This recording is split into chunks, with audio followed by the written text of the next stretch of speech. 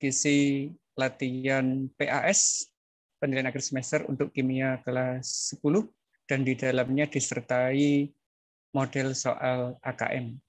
Langsung saja kita masuk di latihan soalnya. Nomor 1. Untuk nomor 1, itu babnya masih berkenalan dengan kimia atau bab pertama ya, hakikat kimia dan sebagainya. Model soal pertama adalah seperti ini. Kita diberikan 4 data terkait dengan peranan ilmu kimia dalam kehidupan sehari-hari. Dan yang diambil di situ adalah di bidang kedokteran. Kalau di bidang kedokteran berarti sudah mengaplikasikan obat-obatan atau yang lainnya. Untuk yang nomor 1, mencari tanaman baru, itu alternatif, itu biasanya di bidang farmakologi, jadi belum sampai ke kedokterannya. Kalau sudah penggunaan antasida, berarti dia sudah masuk di kedokteran. Kalau menguji obat baru itu juga masih di tahap farmakologi. Jadi jawabannya adalah 2 dan 4. Ini sama untuk nomor 2, ini juga masih di bagian bab pertama. Ada 5 gambar, kita disuruh mencari molekul senyawa. Nah, senyawa itu berarti ada gabungan, minimal ada 2 unsur yang berbeda. Kalau yang pertama, ini unsur yang sama, berarti bukan, ini juga bukan. Ini termasuk unsur monoatomik, kalau ini adalah unsur diatomik. Sedangkan yang ketiga ada ion, berarti senyawa ion. Baru ini adalah senyawa, ini juga senyawa. Jadi jawabannya adalah 4 dan 5. Untuk yang nomor 3, ini terkait dengan pengenalan lab, ada simbol-simbol di situ ya. Nah, kita disuruh mencari mana yang benar. Ini terkait dengan sifat dari senyawanya. Kalau ada lambang seperti ini berarti dia bersifat radioaktif. Natrium bukan radioaktif berarti bukan. Ini adalah flammable, mudah terbakar. HCl itu bukan flammable. Ini mudah meledak. Salah satunya adalah amonium nitrat. Oxidation agent, berarti oksidator kuat, bukan alkohol, misalnya adalah kalium permanganat. Kalau ini sifatnya korosif misalkan adalah HCl. Sehingga untuk yang jawab ini yang C, yang mudah meledak. Ini terkait dengan bab pertama. Kita masuk di selanjutnya. Anak-anak akan mendapatkan semacam poster. Di situ ada keterangan-keterangan, ada instruksi dan sebagainya. Kemudian disuruh mencari 2 pernyataan yang benar. Nah, poster-poster ini biasanya ada di dalam laboratorium kimia.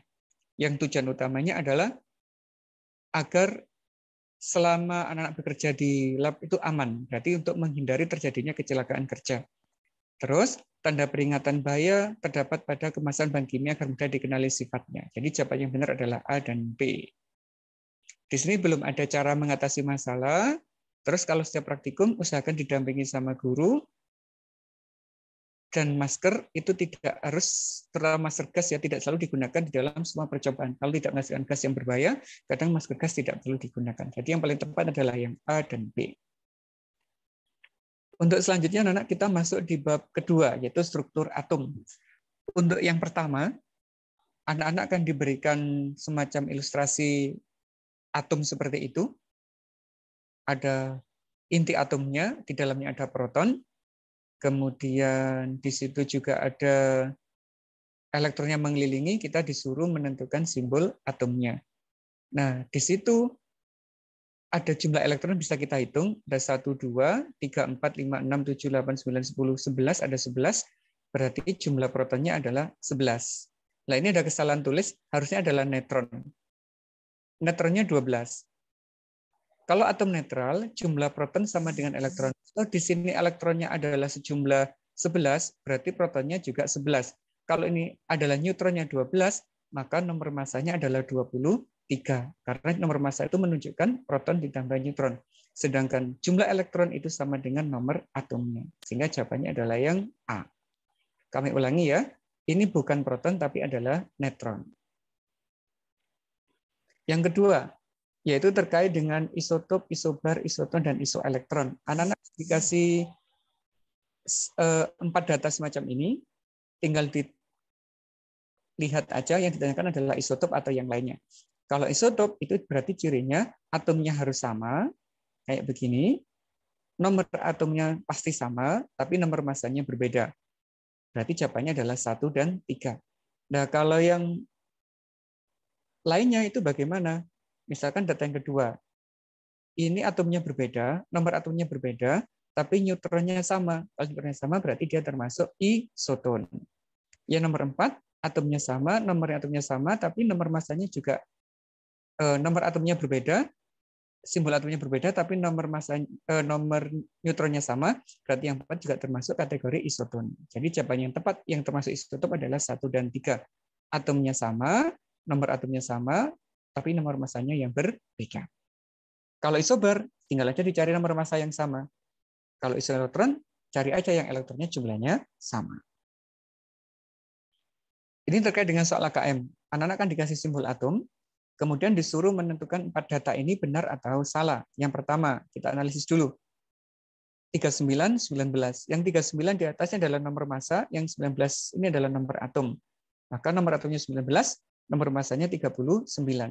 Kalau diketahui dalam nomor atomnya 39, berarti salah. Yang 39 adalah nomor massa.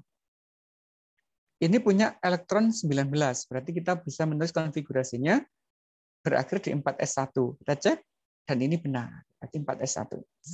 Kemudian, kalau sudah dapat konfigurasi, kita langsung bisa menentukan letaknya di golongan berapa, periode berapa. Ini valensinya 1, berarti golongan 1A, tertingginya 4, berarti periode 4. Yang ini benar. Nah, bagaimana untuk bilangan kuantumnya? Kita lihat di sini di 4s1, kita tarik. 4s1 berarti N-nya, kulit tertingginya adalah 4, berakhir di S, subkulit S, berarti L-nya adalah 0, M-nya pasti ada di kotak 0, kalau isinya 1, berarti positif setengah. Berarti N-nya 4, L-nya 0, M-nya 0, S-nya plus setengah. Benar ya jawabannya. Berarti ada 3 jawaban benar, 1 jawaban salah. Nah, ini soal yang kategori baru. Anak-anak akan dikasihkan tabel periodik kosongan begitu, kemudian akan diberi 1 unsur, entah diposisikan di mana, terus disuruh mencari konfigurasi elektronnya yang paling benar yang mana. Caranya mudah sekali. Kita tentukan dulu dia di golongan berapa, periode berapa anak-anak. Ini adalah golongan 1, golongan 2, yang golongan A, ini 3, 4, 5, 6, 7, 8A. Berarti ini ada di golongan 7A. Kemudian kita tinggal lihat periode. Ini periode 1, periode 2, periode 3. Berarti unsur P ini terletak pada golongan 7A, periode 3. Cara lihatnya begitu. Kalau golongan 7A, berarti jumlah elektron valensinya pasti 7. Dan kulit tertingginya adalah 3. Berarti yang mendekati jawaban benar yang ini, yaitu yang E. 3S2, 3P5. Itu ya caranya. Lihat dulu dia di golongan berapa, kemudian di periode berapa, baru kita lihat elektron valensinya. Ini sifat tabel periodik. Ada data, kemudian kita disuruh mencari pernyataan yang benar. Ini adalah data jari-jari atom dan jari-jari ion. Steve, ini ada jari-jari atom, ini ion negatif. Kalau kita lihat, jari-jari ion positif lebih kecil daripada atomnya, tapi kalau negatif berbeda. Jari-jari ionnya lebih besar daripada atomnya. Mengapa begitu? Nah, ternyata berhubungan dengan gaya tarik intinya. Ini makin kecil karena ada elektron yang dilepas, maka gaya tarik intinya makin menguat.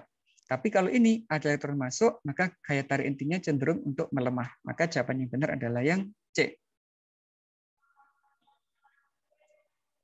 Selanjutnya, ini simple soalnya.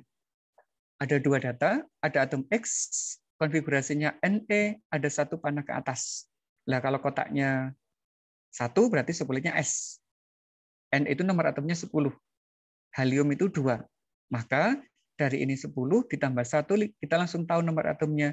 10 tambah 1 adalah 11. Berarti jawaban itu adalah 11. Sedangkan untuk yang Y, ini nomor atomnya 2. Berarti 1S2, 2S2, 2P4. Nah, golongannya dari sini aja ketemu. 2S2, 2P4. Jumlah valensinya 6, kulit tertingginya 2. Maka dia termasuk golongan 6A periode 2. Gitu. Selanjutnya, ada unsur X, nomor atomnya 37, nomor massanya 86. Terletak pada golongan dan periode berapakah dia? Caranya mudah, langsung konfigurasikan di sini 37. Pakai yang panjang boleh, pendek boleh. Kalau pendek pakai ini. KR 36, terus 5S1. Berarti valensinya adalah 1 di kulit 5 subkulitnya S. Maka golongannya adalah 1A, periodenya 5. Lanjut. Ini soal yang menantang ini, anak-anak. Ada unsur X, konfigurasinya begitu, berakhir di 4S2, 3D10. Hati-hati ya, ini adalah membacanya 4S2, 3D10. Tapi nulisnya boleh 3D10 dulu, 4S2 boleh, nggak masalah. Tapi bacanya sesuai dengan aturan Aufbau, ini 4S2, 3D10. Mana pernyataan yang benar? Apakah nomor atomnya 30? Tinggal ngecek aja jumlah elektronnya. 2, 2, 6 berarti 10. 12, 18, 28, 30. Berarti ini benar. Kalau ini benar, pasti 3 benar. Lah bagaimana yang 2? Apakah dia termasuk unsur alkali tanah? Alkali tanah itu kan golongan 2A ya. Sedangkan ini berakhir di 4S dan 3D. Itu adalah ciri dari unsur transisi. Kalau transisi, berarti bukan alkali tanah. Maka nomor 2 salah. Kalau nomor 2 salah, 4 pasti salah. Karena jawaban 1 dan 3 benar. Jadi jawabannya 1 dan 3. Lanjut, ini kita masuk ikatan kimia. Nah, salah satu soalnya anak-anak akan diberi simbol atom begini. Kemudian anak-anak harus bisa menentukan dia berikatan ionik atau berikatan kovalen, kemudian rumus kimianya seperti apa. Nah, bagaimana cara melihatnya?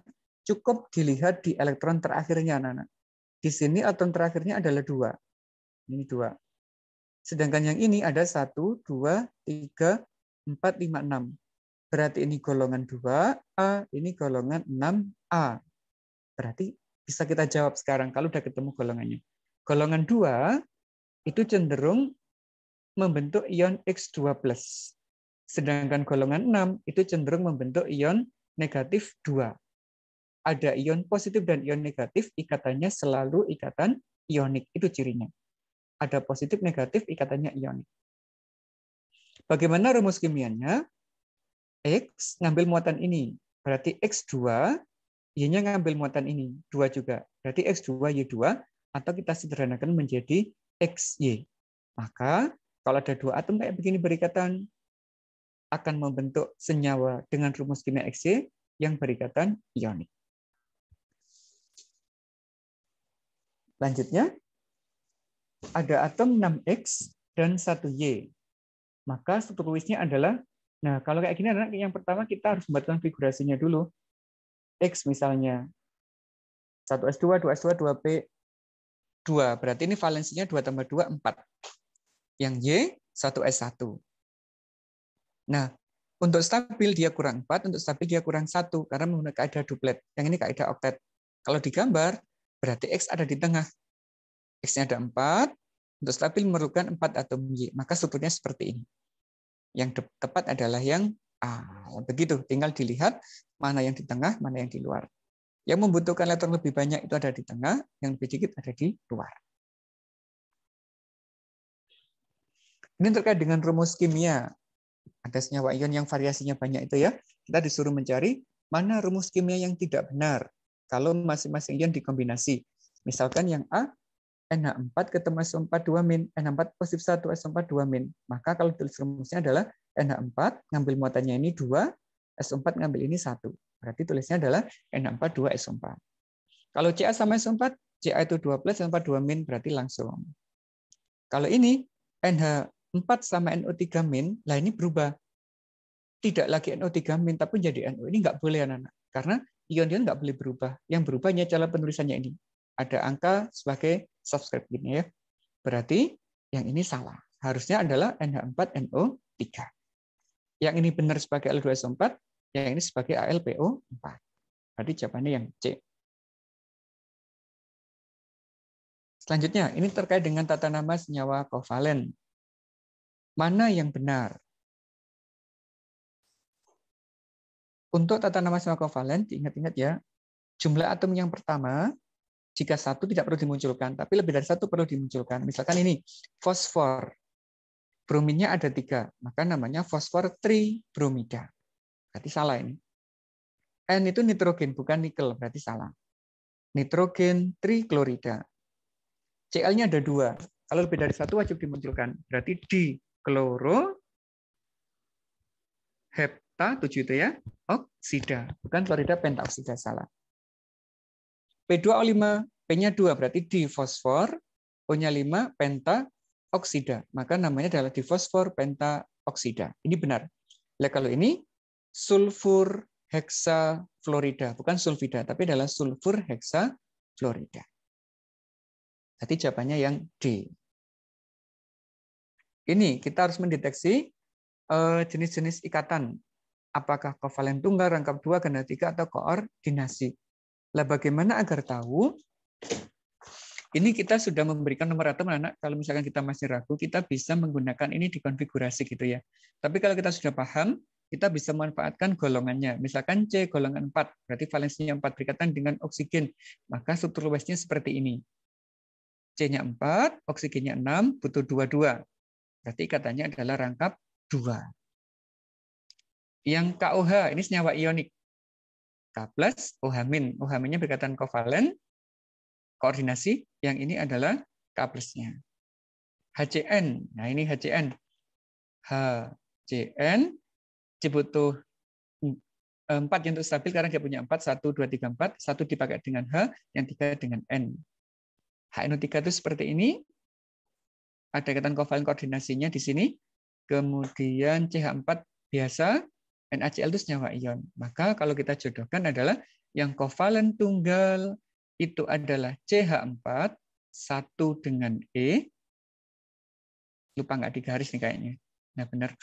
Ikatan kovalen tunggal itu yang CH4, rangkap 2 itu yang CO2, ganda 3 itu yang HCN, sedangkan yang koordinasi itu adalah HNO3. Ada di sini koordinasinya. Yaitu yang dipakai berikatan adalah yang berasal dari atom N-nya. Begitu. Baik, itu untuk model soal yang menjodohkan. Ingat-ingat ya, ini bisa kita bantu dengan membuat struktur Lewisnya.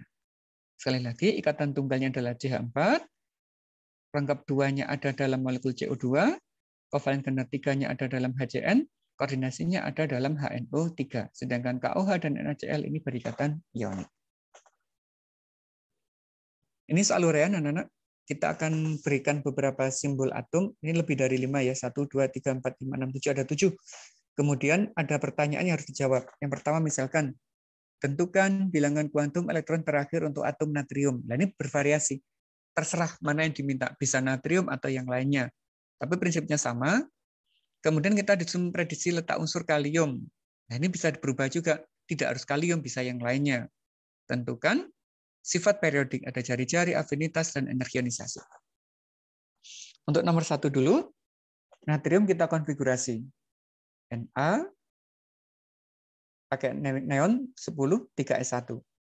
Valensinya 1, berarti kita langsung bisa menentukan bilangan koordinasinya. N-nya 3, dari sini ya. L-nya 0 karena berakhir di subkulit S, M-nya 0 karena di kotak 0, S-nya menghadap ke atas maka positif setengah. Berarti ini jawabannya. N3, L0, M0, S-nya positif setengah. Untuk yang nomor 2, letak unsur kalium. Berarti perlu kita konfigurasi. AR itu 18, maka sisanya 4S1. Berarti elektron valensinya adalah 1, berakhir di subkulit S di kulit keempat. Maka dia terletak pada golongan 1A periode 4. Nah, terus bagaimana jawab yang nomor 3? Karena atomnya banyak, ini kita wajib mengkonfigurasi keseluruhan agar tahu dia ada di golongan berapa, di periode berapa. Setelah itu baru kita buat tabel periodik sederhana. Langsung ya. Li konfigurasinya begini, berarti golongan 1A periode 2. Ini golongan 1A periode 3. Ini golongan 1A periode 4. Ini golongan 2A periode 2. Golongan 2A periode 3. Golongan 6A periode 3. Ini ada golongan 7 periode 2. Berarti anak-anak ada beberapa golongan ini. Ada golongan 1, golongan 2, 4, dan 5. Ada 4 golongan. Kita siapkan. Golongan 1A, 2A, 3, 6A ya, dan 7A. Terus kita tentukan periode. Ini periode 2, periode 3, periode 4. Berarti ada periode 2, 3, 4. Langsung kita posisikan litium di sini. 1A periode 2. Natrium di sini. Kalium di sini. Berelium di sini. Magnesium di sini. Belerang di sini. Fluorin di sini. Nah, ketahuan sekarang. Nah, kalau sudah kita bentuk menjadi tabel periodisme, akan ketahuan mana jari-jari terbesar. Jari-jari terbesar itu adalah yang paling bawah dan yang paling kiri. Berarti terbesarnya adalah kalium. Afinitas terbesar. Afinitas itu berarti yang paling mudah menarik elektron. Paling kanan, paling atas. Berarti jawabannya adalah fluorin. Mana yang paling besar energi ionisasinya? Yang paling kanan, paling atas juga. Maka jawabannya juga fluorin. Ingat-ingat ya, dalam satu golongan dari atas ke bawah, yang makin besar adalah jari-jarinya, energi ionisasi, afinitas, elektronegatifan semakin kecil. Berarti, kalau kita paham dalam satu golongan, satu periode akan langsung tahu. Itu cara jawabnya. Lanjut. Simbol atomnya masih sama, kemudian ada pertanyaan nomor 4, kita disuruh menuliskan rumus kimia, jenis ikatan, dan nama senyawa yang terbentuk jika kalium berikatan dengan belerang, kalium dan belerang. Terus belerang dan fluorin. Berarti ada 2 ya, kalium dan belerang dan fluorin. Kalium itu ini, kita konfigurasi dulu. Belerang juga sama. Kalium karena golongan 1 dia cenderung membentuk ion positif 1, sedangkan belerangnya golongan 6 cenderung membentuk ion negatif. Ada ion positif, ada ion negatif. Ikatannya adalah selalu ikatan ionik. Sedangkan rumus kimianya tinggal dimasukkan. K ngambil 2 berarti K2, S ngambil 1, 1. Maka K2S itu rumus kimianya. Ikatannya ionik, rumus kimianya K2S, namanya adalah ini ion kalsium, ion kalium, ini ion sulfida. Ionnya dibuang menjadi kalium sulfida. Itu yang nomor 4. Yang nomor 5 sekarang, ada belerang dan fluorin. Kita buat konfigurasinya juga. Ini kalau diperlukan rumus Suter-Lewis-nya ya, kalium sulfida. S valensinya 6, fluorin valensinya 7. Cenderung membentuk ion negatif 2, cenderung membentuk ion negatif 1. Nah, kalau muncul sama-sama bermuatan negatif, itu ikatannya pasti kovalen. Bagaimana rumus kimianya? Ada batasan di sini, yaitu memenuhi kaidah oktet. Artinya, masing-masing harus memiliki 8 elektron setelah berikatan. Ini sudah punya 6, berarti untuk stabil kurang 2. Untuk stabil kurang 1. Maka yang S akan mengikat F sebanyak 2. Nah, begini. S untuk stabil membutuhkan 2 atom F. Maka rumus kimianya adalah SF2. Namanya adalah belerang difluorida. Kalau di gambar Lewis-nya seperti ini. S punya 6, 1, 2, 3, 4, 5, 6. Yang 2 dipakai berikatan dengan F, maka totalnya menjadi 8. Ini oktet, ini juga oktet. Maka terpenuhilah S dan F kaidah oktetnya. Nah, begitu anak-anak untuk latihan soal PAS. Ada soal-soal yang pilihan ganda, ada juga soal-soal yang berbasis esai. Tolong dipelajari sebaik mungkin agar nanti PAS-nya bisa berjalan maksimal. Jangan lupa untuk like, subscribe file ini, video kami, channel kami, agar selalu berkembang untuk membuat video-video yang lebih baik lagi. Terima kasih. Assalamualaikum warahmatullahi wabarakatuh.